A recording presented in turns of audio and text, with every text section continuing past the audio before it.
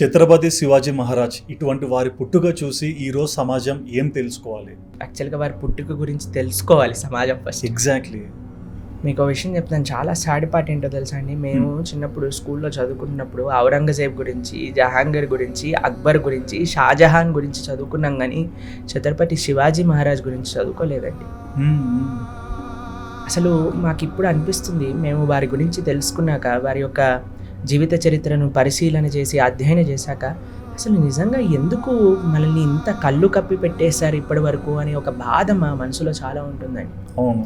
అసలు ఛత్రపతి శివాజీ లాంటి వాళ్ళు మన దేశానికి ఈరోజు మనం కానీ బొట్టు పెట్టుకున్నాం, మనం ఈరోజు మనం హిందువులుగా చెప్పుకుంటున్నాం మనల్ని మనం అని అంటే, అలాంటి మహానుభావులు వాళ్ళు చేసిన సాక్రిఫైస్ వల్ల అండి. అవును.